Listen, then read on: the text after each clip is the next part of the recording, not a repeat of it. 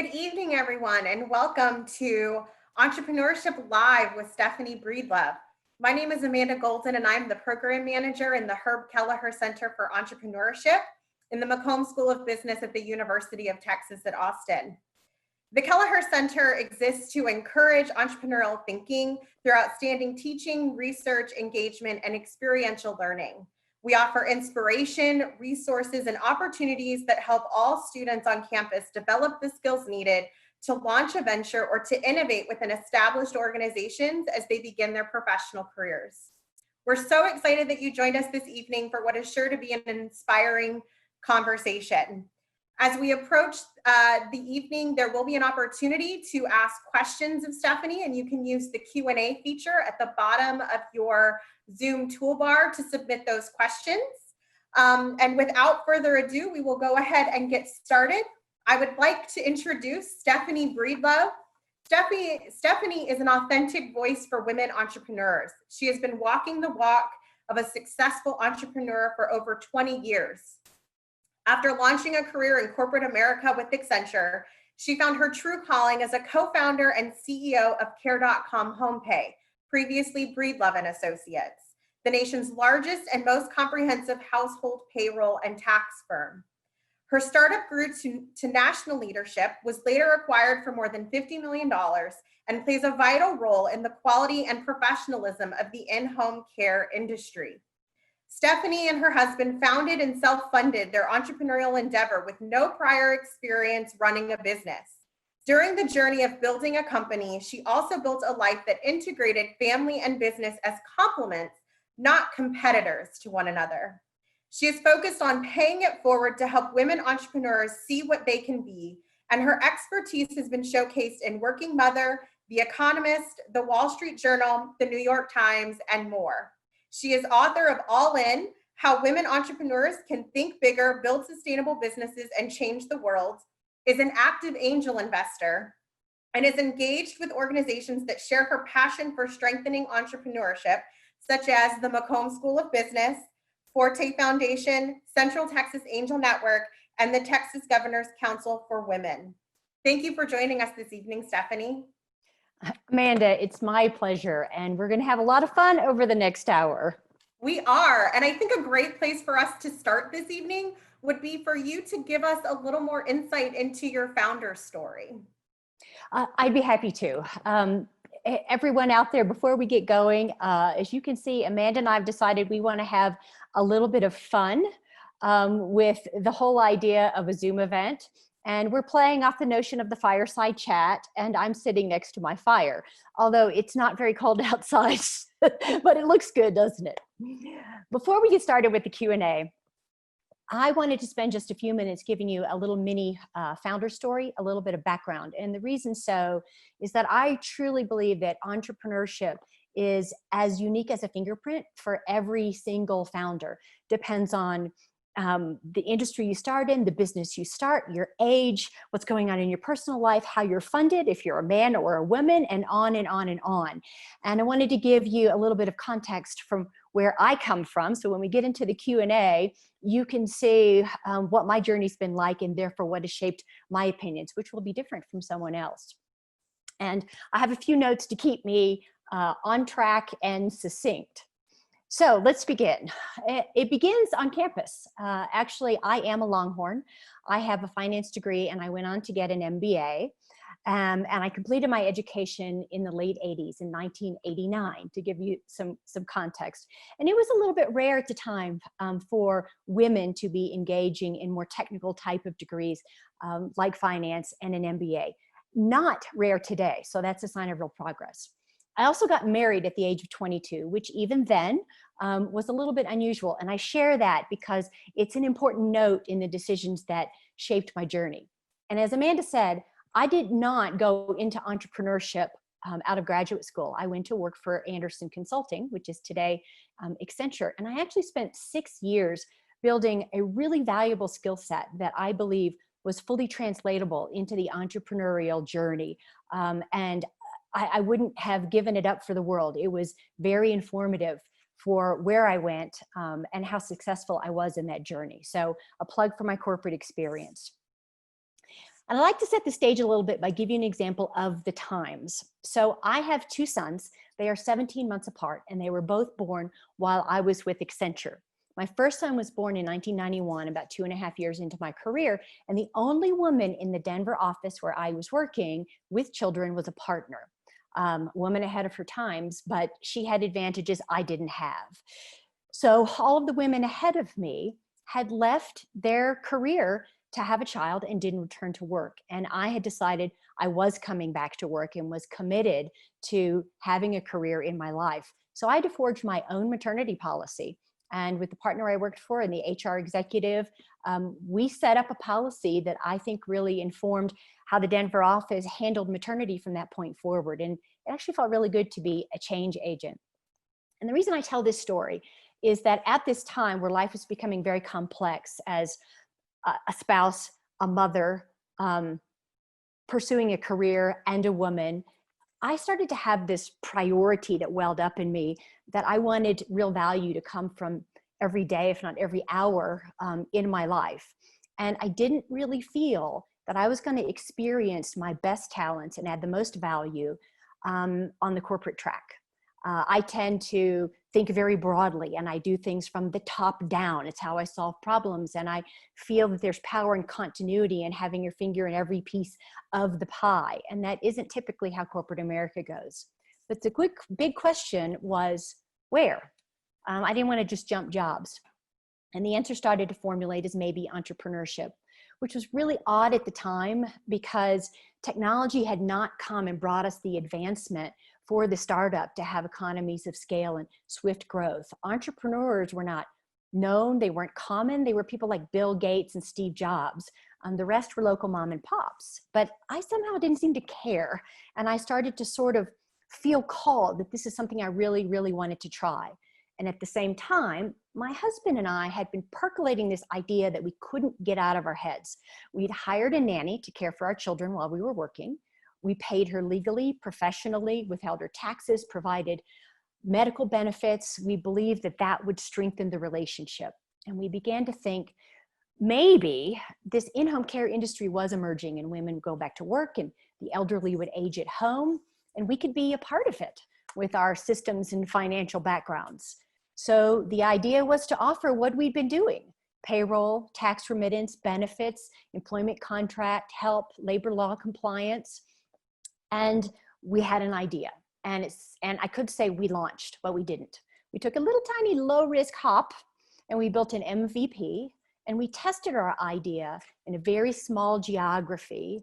And being the financially responsible, risk averse people that we were, we didn't quit our jobs. So we had 2 corporate jobs, 2 babies, and a side hustle. And it actually was an okay test, to be honest with you, and was working until it started to grow legs a little and it started to kill us. Everything in my life deserved better. My family, my corporate career, my budding group of clients. And so we had to make a change. And with a lot of planning and a lot of angst, we decided that I was going to quit my job and I was going to attempt to scale this nanny tax company national. And here's the part of the story that I love to tell all these years later. It was 1995, and I took the leap into entrepreneurship, and I think one of the hardest ways. As a self-funded bootstrap entrepreneur, I did have my husband's salary, but I had 2 babies in tow. You see, the funding ecosystem didn't look like it does today. We didn't have angel investors and early stage venture capitalists at our beck and call. And by the way, our families didn't want to invest. They thought we were crazy. So with no outside money, we made the hard decision to self-fund. And I became a bootstrap entrepreneur, doing everything on my own so that I could have money for growth of the business. And I'm going to pause for just a second and I'm going to take a sip of water. I have a little cough and not the perfect presentation, but it's life.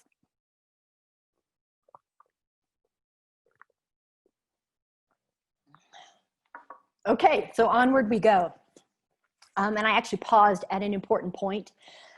In this bootstrapping strategy, I also forewent a paycheck for 27 months. And I was able to do so because I could lean on my husband's salary, which wasn't easy, but we did it. And all these days and years later, I realized there's extreme power in pride, in believing in your idea over a long-term haul, that you're willing to go without a paycheck for that long because your belief is so strong. So it actually took 2.5 years to be able to hire my first employee, to bring on a co-founder who was my husband, to move to a commercial office and look like a real business.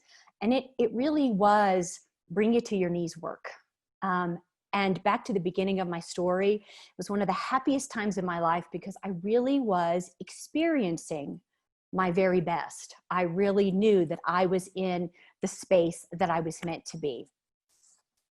So the rest of the story runs over 20 years. We had a 20-year journey until we were acquired.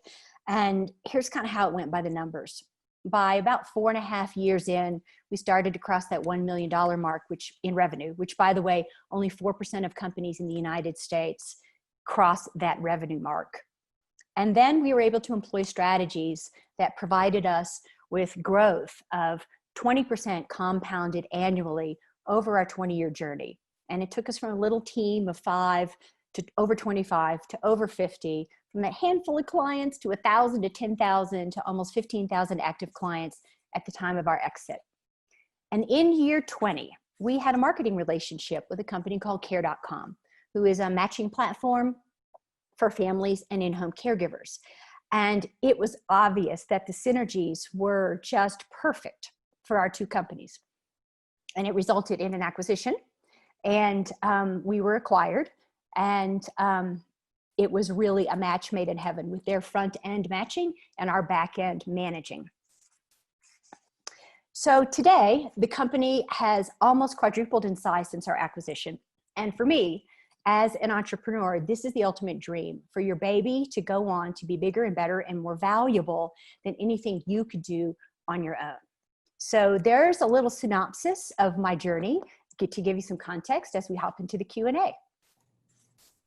Wonderful. So I want to start with your work at Accenture and specifically focus on what factors you balanced when deciding to leave your position at Accenture to focus full-time on your startup. Because I know that's a question that a lot of students and early entrepreneurs face of, you know, how long do I divide my time? And then when do I decide to fully focus on this, you know, venture that I'm building? Well, Amanda, I actually think for me, it was a two-part process. And part number one, which particularly for students that I really, really want to talk about, is the power of that test. I mentioned in my founder story on purpose that we took this little low risk hop and we built an MVP, even though we knew we had a business model that could be national. And the reality is, the first step into balancing all the rest in my life and the risk and the financial angst and everything else that comes with becoming a founder was to test. Because when you test, you are testing in a low risk situation. If it fails, it was a short period of time, you didn't lose much, and you move on. If it falls on its side, you find a pivot, you learn from your mistakes, you tweak it, and there isn't big impact because you haven't invested a lot and you have a small number of clients. So I cannot stress how important I feel the test is. And the test is so unsexy. And it's so stressful because a lot of times you're still in school full time, or you still got your full-time job in my case. But the learnings from it, I believe, created a level of confidence and brought a level of balance, if you will, for knowing that, one, I could juggle it for a period of time while I was learning, and two, to jump into the priorities you have to focus on when you go full-time. And that was the second piece of it. When I decided to make that leap full-time, I think there were two priorities for me, and both of them were centered around my stage in life. One applies to everybody. The first one, I call them the 2 F's, finance and family. Finance. You really cannot take a leap, whether it's right out of school or it's leaving a job, unless you have some kind of knowledge of what this journey will look like financially. How is your personal budget going to be intertwined with your business budget, and how are you going to live? And do you need funding, or can you bootstrap? Do you want to bootstrap? And if you do the financial planning, it takes off a lot of the angst and creates a balance in your life. The second part of that F for me was family. We had no idea on the business side if we were going to make it.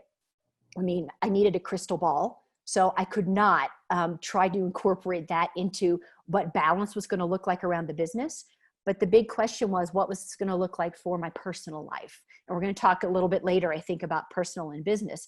How was this going to impact my ability to continue to be the spouse I wanted to be, the mother that I wanted to be, the fact that I was stepping out of being a financial contributor to our household to basically drain our coffers to start a business. And focusing and planning around finance and family, finance and personal life, I think helped create a semblance of balance as I started into the founder journey. That's great. And I love what you said about testing, because that's something we tell students a lot is, you've got to test it before you move forward, because you want to make sure you're going to be successful and what you're building will be something that people want. So I think that's a great lesson. I actually think if you took a poll, your most successful entrepreneurs, a majority of them, and I'm going to say more than 75%, will tell you that they went through the boring pain of testing. Mm-hmm. Yeah, I think that's great. So one of the things, as you know, that we focus on in the Kelleher Center is helping students understand how those entrepreneurial skills transfer, not just in entrepreneurship, but in corporate positions as well. And, it can be particularly helpful for individuals who want to enter corporate careers to help innovate and change within organizations. So what experiences did you take from your time at Accenture that you were able to apply to launching your business? The answer is every single one of my experiences. So my overarching summary here, and I'm not just being a Pollyanna with rose-colored glasses on, everything that you learn from knowledge and skill is translatable. It absolutely is translatable. It may not be obvious, and it may not be like, okay, all the books I read and the business that I'm testing right now says I need these core 5 skills, but my experience said I really am better at these 5 skills. The reality is indirectly, everything translates if you just dig deep and think about it. And I'll give you some examples. So pretty obvious ones, I'm going to give you some typical corporate skills. In Accenture, I was on the technical side of things, and I was in design, development, and testing of financial systems.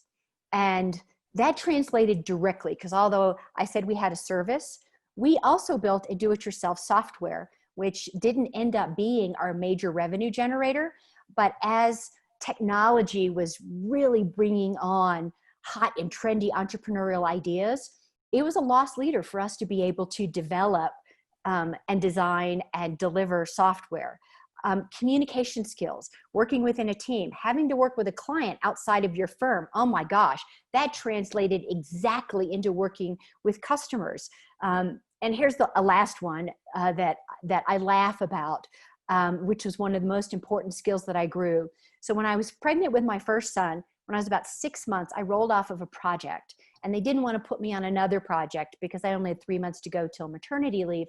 So they put me on the bench, is what we called it back then, which means you come into the office and you write proposals, pitching, basically hoping that you'll be a part of getting new work. And it wasn't considered a good assignment. And I probably wrote 4 or 5 proposals and had them produced with all the right color and quality and look and feel, which at the time I didn't view myself as a marketing person, and I saw it as bottom of the barrel work, to be honest with you. Those are some of the most important skills I grew because I was able to then develop effective marketing material when I launched. So there's examples of everything is translatable if you want to see it that way. That's great. I love that, because I think it's good for, everyone to understand how what they're doing now can help them later on. Even if you don't see it right away, you'll be able to go back to that skill set eventually. I tell students, you'll have the knowledge forever. So it's really good to keep that in mind. It is totally true. To be honest with you, I often tell people that I'm not sure that I had enough innate knowledge, enough self-confidence, enough acumen from my education to have gone straight into starting my own company. I attribute a lot of our success to the 6 years I built, skills that I built in a huge corporation. Mm-hmm. So you started your company in the early 90s. And in your book, you talk quite a bit about obstacles faced by female entrepreneurs. So I'd like to have a conversation around how you've seen the environment for female founders change since you started your company to today. Okay, that's one we could spend an hour talking about. I know. It's a great question. But if I were going to boil it down to some overall points, I think the first thing to say is there's been tremendous progress. We are in an evolution of smart progress, not only for women in entrepreneurship, but entrepreneurs, period. And although barriers do exist, and we don't always eradicate them as quickly as we would like to, it's a journey, it's an evolution. Great progress has been made. And so I really want to talk about the positive side of from then until now. And I'm going to use two examples that are significantly different from yesterday to today. The first one is funding. I launched our test in 1993. And in 1984, it probably didn't become mainstream until the late 80s. An act was called the Women in Business Act. And it was the very first legislation that was passed that allowed a woman to seek a loan for business purposes without having a male spouse or a father underwrite it or co-sign. So a woman could not even get a loan to start a business until legislation allowed her to do so on her own without a male's signature or blessing until the mid-80s. So there's your context. Today, although we do have barriers still that you read about a lot in the media, in terms of unconscious bias around founders and whether or not a male is more successful and should be funded more frequently than a woman, we've made great progress. So there's one example. The second is around role models. And I bring this up because it is still a major barrier for all entrepreneurs, particularly for women. So we haven't made as much progress as I would have hoped. But in the early 90s, when I took the leap, I actually remember making a conscious decision that I was okay taking this leap, knowing that there was no one that I could turn to or see who thought like me, talked like me, dressed like me, sounded like me. There really weren't any female role models except for those that were super famous. Today, I'm not saying there's a ton of us, but there are more women who have had a full journey. There are organizations focused on women founders. There's academic programs focused on women founders. I mean, I'm green with envy. So there's two examples of real progress that I think we all should be very proud of.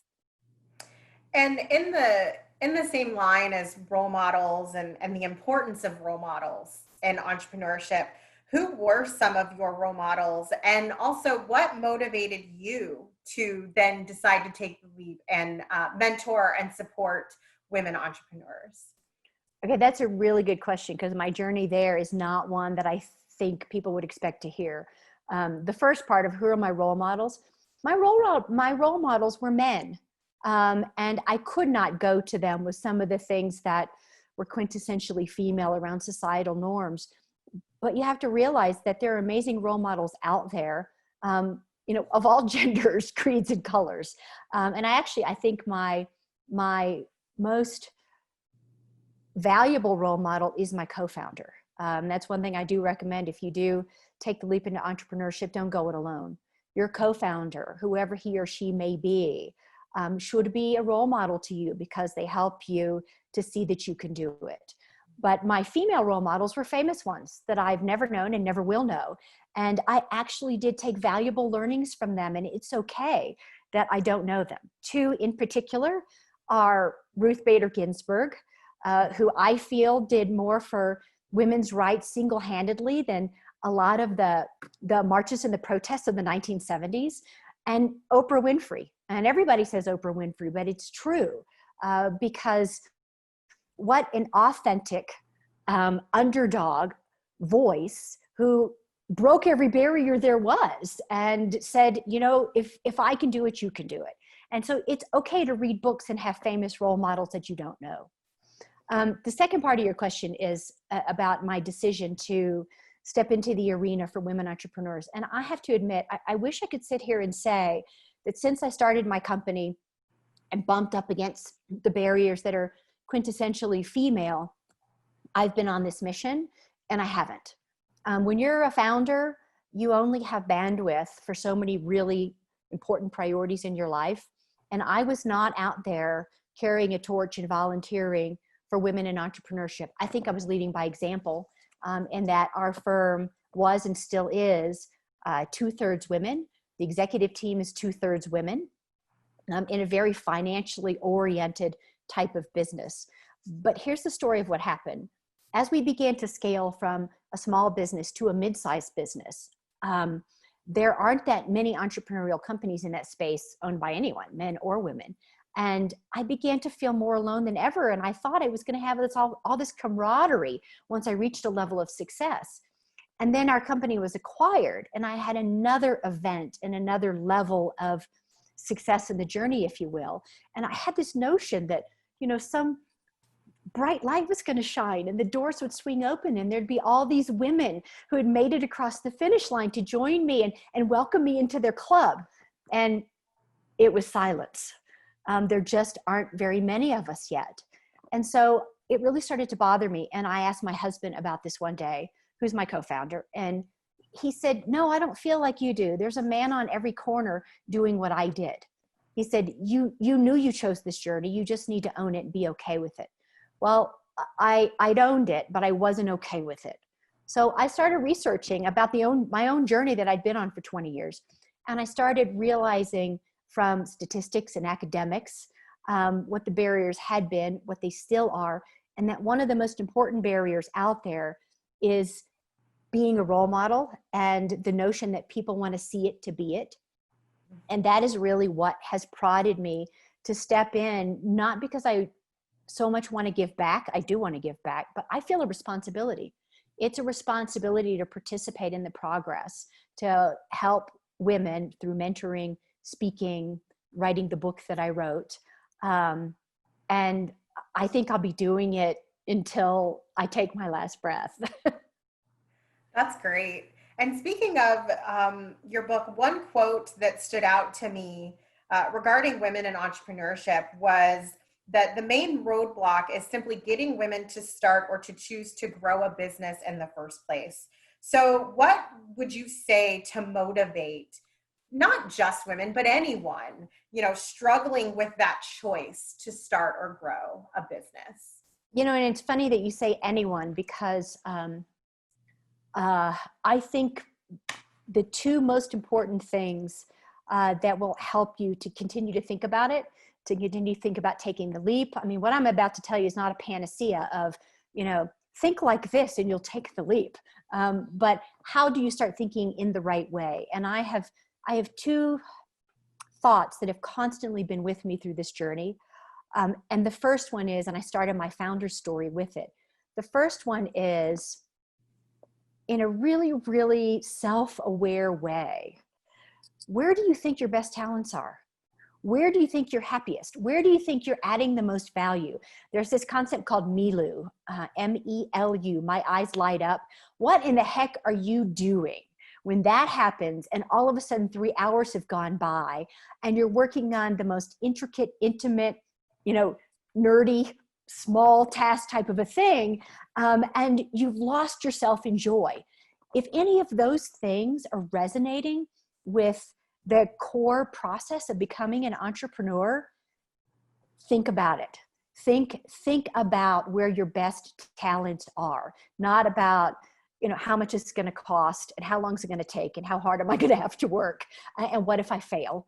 And then my second one, and this is for everyone, but particularly for women, because I think we battle a little bit more with this fear of failure, is my favorite phrase is nothing is insurmountable. Nothing. Now, the perfect panacea path from A to B is probably insurmountable today, but there is a way under it, over it, through it, around it, zigzagging it, for you to achieve what you're interested in achieving. So don't let yourself say, you know, I don't know anything about funding, I can't do this. Or, you know, my life is harder than most people who start a business, I can't do this. If this is your calling, going back to where your best talents, nothing is insurmountable. And the path may not be immediate to success, but there is a path, and be creative about that path.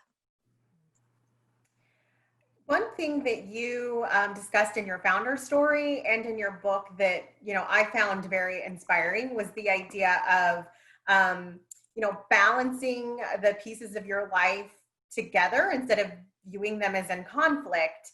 And I think that's something that a lot of women, either entrepreneurs or just professional women in general, building their career struggle with. And in your book, I really loved something you said. You said, don't balance it. Embrace that constant balance is a myth. Be comfortable breaking from the norm. Search for your normal that is rooted in the creation of healthy relationships, quality time, and meaningful forward progress.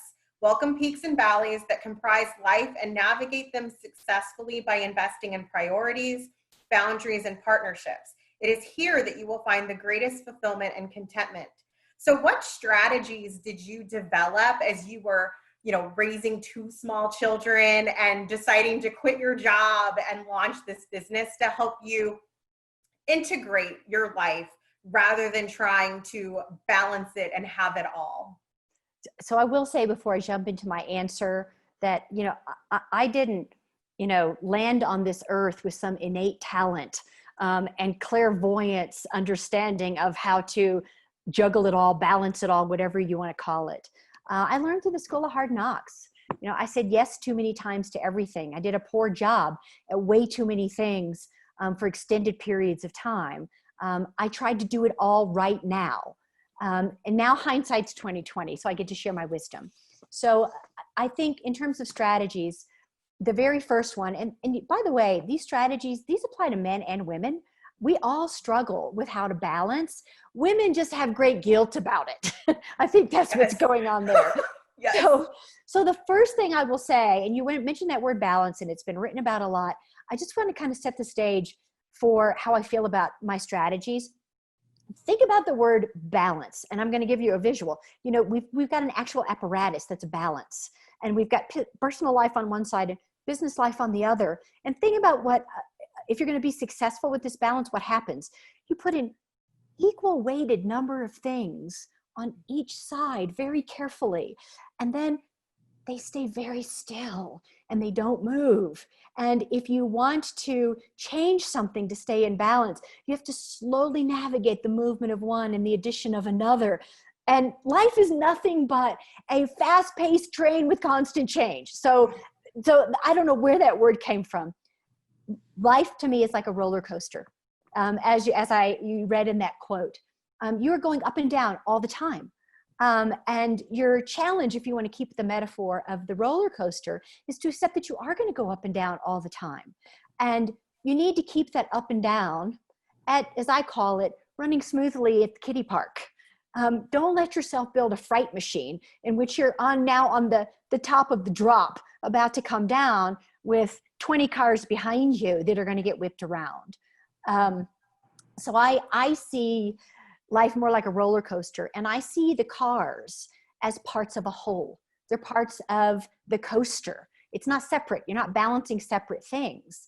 And so if you are going to see this as integration and parts of a whole, you need to prioritize, because there's only so much of you. There's only so many hours in the day. And one of my main strategies, I can't stress this enough, is to try to step back on a quarterly basis and say, am I consciously prioritizing? Are the most important things in my life the things I'm working on? For me, it was family and it was business for many, many years and almost nothing else. And I will tell you now, all these years later, 25 years into the entrepreneurial journey and grown children, there is time in life to do everything. Life really is long. There is time to volunteer, to give back, to go on luxury vacations, to go on vacations with your spouse that are the stuff movies are made of, to go on a date night. I mean, we had kind of forfeit date night for a few years for the business, and we consciously talked about that and that priority. And now here I am with grown children, and every night is date night. So I guess to sum up, one is to realize that we're not balancing. We're riding the roller coaster of change. Two is to realize that your cars on the coaster are parts of a whole, not separate compartmentalized things you're balancing. And then third is to really work at prioritizing those, because when you do a good job at everything that you have in your life, it means you're prioritized and you're giving the right attention to a small number of things. That's great advice. And it's not easy to do, by the way, but being aware of it and thinking about it and working on it is half the battle. I like the suggestion of regularly checking in and asking yourself, you know, am I prioritizing what's important to me? I think that's important because we all tend to go on autopilot and just deal with the next thing that comes up instead of really checking in with ourselves. So I think that's a great piece of advice. Yeah, you have control if you want to exercise it. Yeah, absolutely.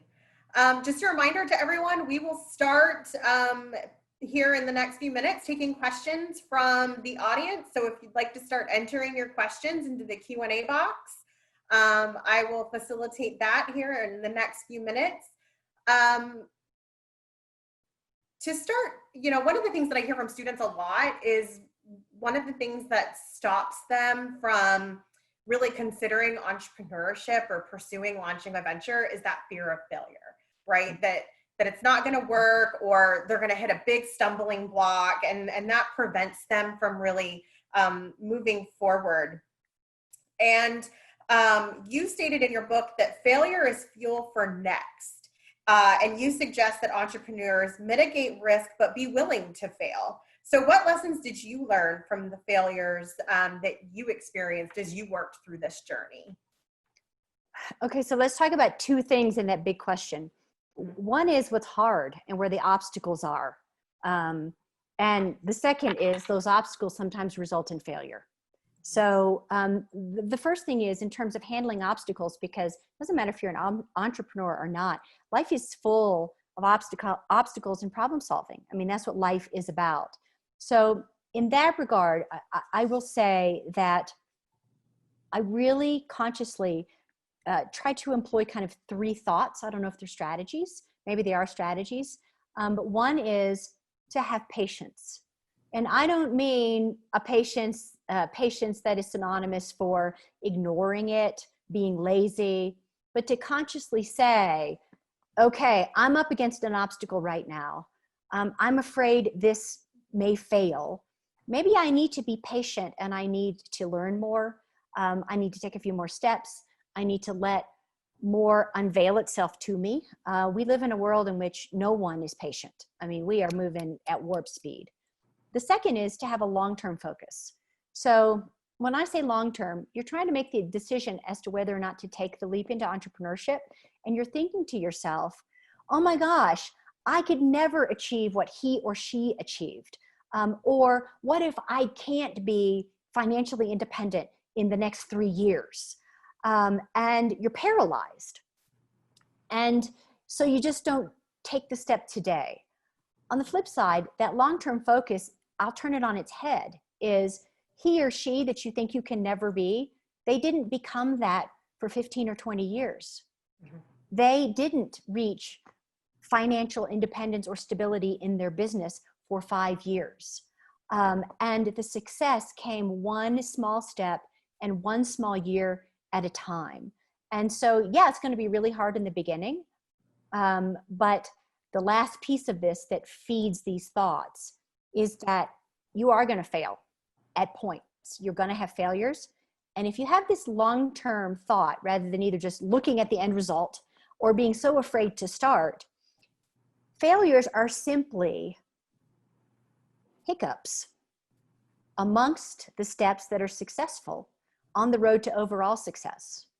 And even in the big sense, if you launch something that absolutely falls on its face and you have to shut it down, it is a failure in the moment. But I believe that long term, it is a stepping stone to your learning experience, your skill growth, the value you take to be more successful in the next step. In my case, our single venture that we started made it, but I can't tell you how many failures there were. And if I saw that as the last straw, as the end, a failure means you're done, we wouldn't have gotten to where we are today. I saw failures as steps in the process. Some are great and some are not. And the second part of this question that you asked me was about this fear of failure. And I can't say don't be afraid. I mean, anybody can sit here and say don't be afraid. We're all afraid. But one of the things that I try to wrap my brain around when I think about failure is I am going to fail at certain things. So my job is to mitigate the size of the risk. If you just jump in with reckless abandon, then you are going to fail big. But if you are mitigating risk, which means you're doing your homework and you're planning and you're paced and you have priorities and you mitigate risk, the failure comes as an obstacle that you can push on behind you and move on. And the second thing that happens from failures are absolutely necessary for us to see the next opportunity. And that's what I'm talking about in terms of next. The successes, yes, we learn a lot from them, but we learn monumental amounts from the failure. And in my opinion, the failures are what open our eyes to the next opportunity in front of us. So that's how I try to look at failure. I love that. I think that's great. And yeah, hopefully I agree. Mitigating the risk is important, but shouldn't stop you from trying at least. No, absolutely not. Absolutely. And I will add this because it fits with it. And it particularly is for our millennials, which our undergraduates right now are barely millennials. But we've kind of cultivated a couple of younger generations who feel that it needs to measure up to a level of perfection before it is introduced to the world, whatever it is, whether it's starting the business, whether it's your marketing material, your website, the product itself. And that creates a fear of failure that it's not good enough. And the reality is, you really do need to introduce something that's not good enough so you can learn from feedback from your marketplace and make it perfect as you go. Yes, absolutely. Well, we've got a couple of questions from the audience. First one is, what are your sources of inspiration for ideas? In other words, if you were to start a new business, where would you look to start brainstorming? Or if you already have an idea, what molded that idea? Oh, wow, that's a loaded question. Okay, I've got two pieces for this. One is a strategic recommendation. The other is tangible. And by the way, that's the $1 million question. How do you generate really good ideas and where do they come from? I'm gonna talk a little bit more about your person and your thought process and your strategy before you get to the ideas. The first is you need to be comfortable thinking big. And yeah, it's great to sit around the room and say, what if we could all teleport to Mars? And that is thinking big. But what I mean by that is when you're thinking of a real business idea, the reality is most of us think too small. Oh, that's a really cool idea, but I couldn't do that. Or, that would never be possible. People wouldn't want to buy that. Let yourself think big. Let yourself dream. And sometimes the most ridiculous ideas dribble down the funnel into ideas that are actually tangible, but they started as this ridiculous thing up here at the top of the funnel. So let yourself think big, and let yourself dream. And I know a lot of people might be thinking, well, I do that. Well, really get self-aware and say, do I think of things that I have no idea how to deliver today, but they could be an idea that could become reality. The second piece of this is tangible, which is, there's a lot written right now about how you get yourself in this mindset. It's everything takes hard work. is the bottom line. And this mindset doesn't just come to us. It takes hard work. So what I recommend to whoever asks the question is start reading, and you have to take hours. Entrepreneur Magazine, Inc. Magazine, things coming out, from McCombs and the Herb Kelleher Center.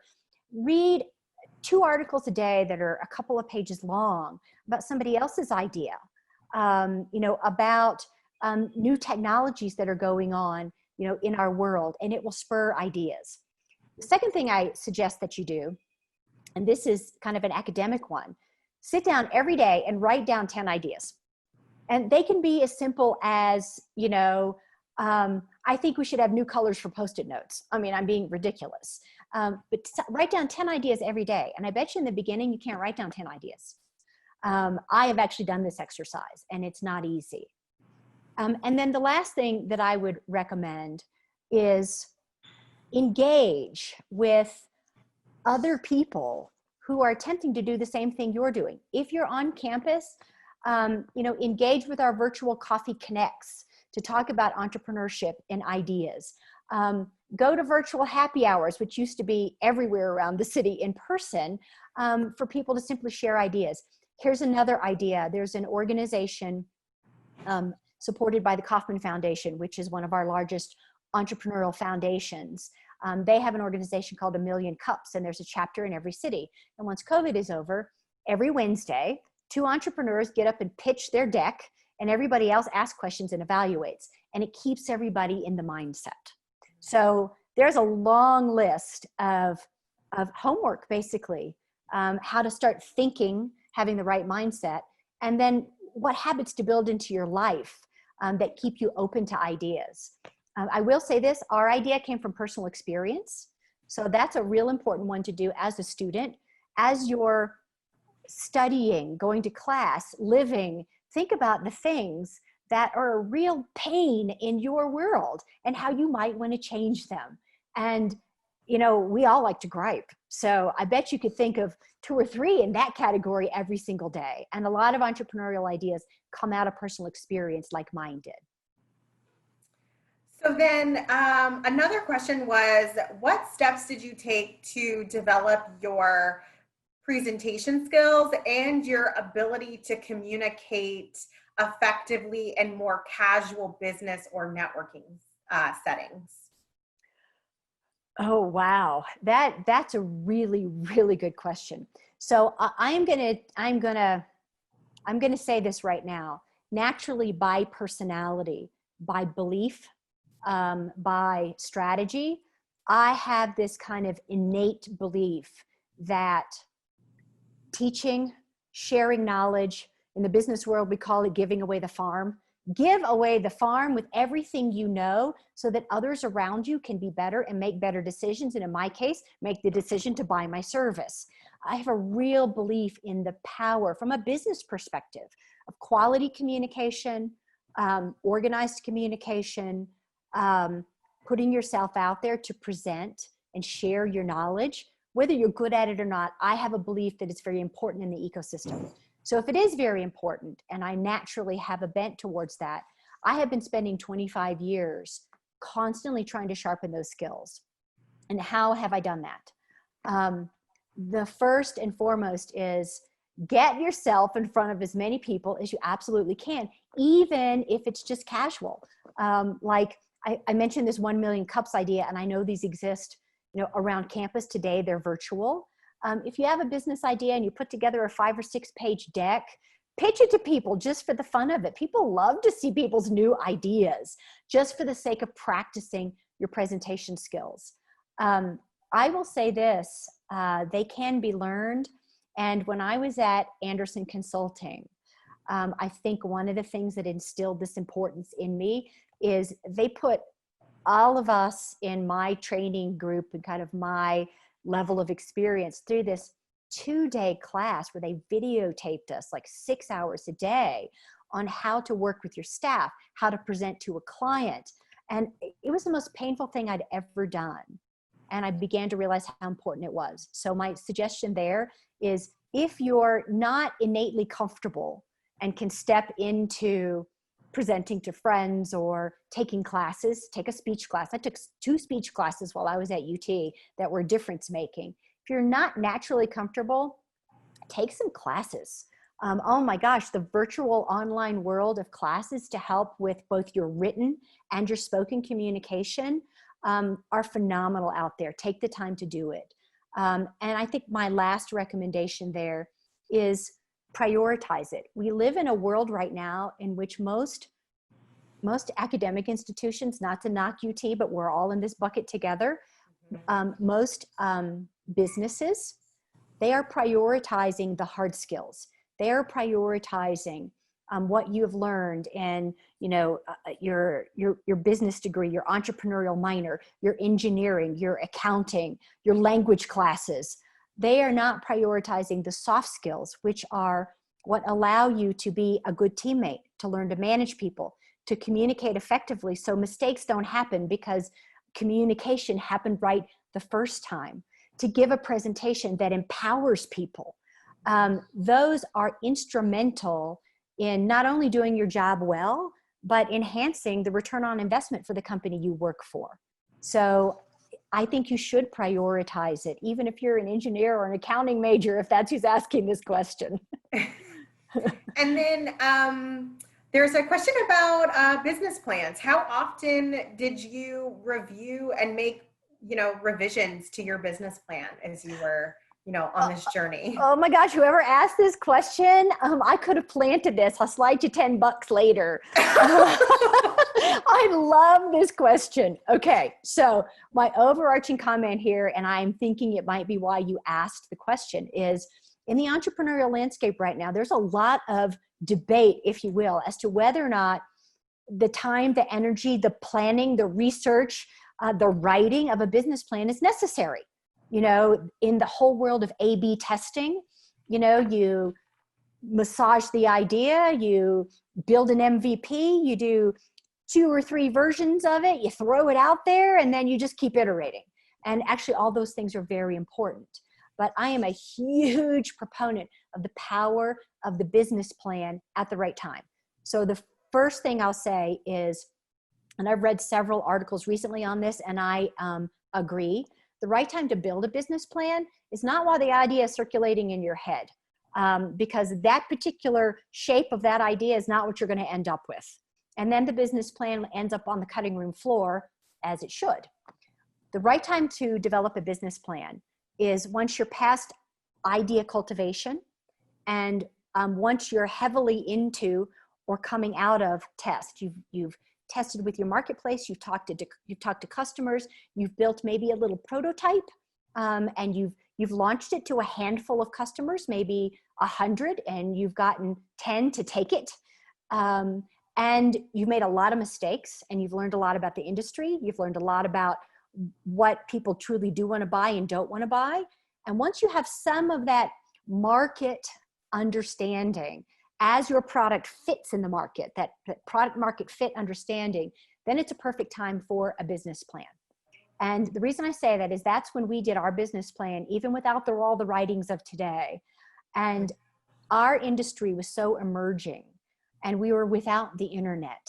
I'm really aging myself here. We were without the internet. So guess what? Our whole business plan was about 15 pages long. It was not this 80-page thesis work of art.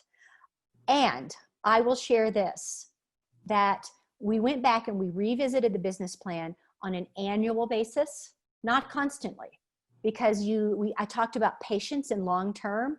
We needed to give the strategies we were executing against time to soar or to fail. We didn't want to dump too early. So we went and revisited every year. And if we were off by a margin of about 20% on our forecast, or some of the ideas about how we were going to reach our clients, but 80% of it was on mark, we left it alone. We absolutely left it alone. So I will answer this question now that you specifically asked. How often did we change it? We actually changed our business plan formally only once. I was going to say twice, but I'll mention the second one. It was an extension of once. We launched with a service, and about 6 months into this national launch, we decided to also build and add a do-it-yourself software product. Today, it's a SaaS model. Then we were actually mailing discs and manuals. And that was, I don't want to say it was a pivot, it was an addition to the business plan. As we learned that although people didn't know anything about what we were doing, they thought they were cool if they could try to use technology. So we offered them technology, back in 1995, and we ran this product from 95 to 2001. So that was a major addition to our business plan. And then the second time, at which I'm like this question, it's making me feel very proud of our business plan. We actually were in the process of, we're now about 18 years into the business, and we were really growing up into a mid-sized company. And it was time for us to think a little bit bigger, which was not in our business plan. And that meant, should we acquire a competitor? Should we diversify by creating a whole new singular, not an extension of, but brand new line of services to offer that weren't just complementary, but completely in a diversified channel, of our business. In other words, really growing up outside of what our core business had been. And we were beginning that process when we got acquired. So I hope that answers the question. And I think my overall answer is the business plan is never overrated. Just do it at the right time. So my last question for the evening is, in your book, you wrote that the most pervasive message of the book is to encourage women who are called to entrepreneurship to be all in, to go everywhere they are meant to go, and to leave their mark on the community and the economy, and perhaps even the world. So you're a UT alum. We know that what starts here changes the world. What mark do you hope you've left on the community with your work? Oh, wow. I've used the smart progress several times as we've talked throughout the hour. I actually hope two things. I hope that, actually three, I'm going to say three. I hope that number one, I am a value add, a contributor to the collective efforts of smart progress, not just for women in entrepreneurship, but for entrepreneurs. I will state this as a big nugget at the end of our talk here, that entrepreneurs create new businesses and initiate new wealth in the world. They create 80% of new jobs every year. And we as a group have been shrinking for the last 30 plus years, meaning that the percentage of adults who choose to start companies rather than go to work for somebody else, it's been slightly shrinking. We need more entrepreneurs, men and women. And we need you to scale your companies. So second, I will say that I hope in my work that I'm doing that I do emerge as a role model, because that's the niche that I chose. I chose to step into the conversation for smart progress simply as an example, a role model. And I share this because of the top barriers for entrepreneurs in this country. One of the top three is lack of role models. And statistics say that someone is 3 times more likely to take that leap into entrepreneurship, set aside that fear of failure, all these things we've been talking about, if they have a role model, if they can see it to be it. Yeah. And I want to tackle those stats and be a part of helping to eradicate that barrier. And last, I hope that I'm an example to the women who are having a full journey and are seeing their best talents as entrepreneurs and having a successful career, to see the responsibility that I saw to step in at some level and be role models as well, because that's what we need. Well, Stephanie, thank you so much. This has been a wonderful conversation, and I'm always very inspired every time I get to chat with you. So thank you for joining us this evening. To all of our attendees, thank you for joining us tonight. I hope that we will see you at future events sponsored by the Kelleher Center. Visit our website, herbkellehercenter.com, to learn about our upcoming events. Subscribe to our newsletter, and join us on October 21st from 2 to 3 p.m. for our next Ignite Startup Workshop, which will be presented on the topic of startup funding basics. So I hope to see you all there and at some of our other events. And again, Stephanie, thank you so much. It's been a great evening. Thank you. It was great fun, everyone.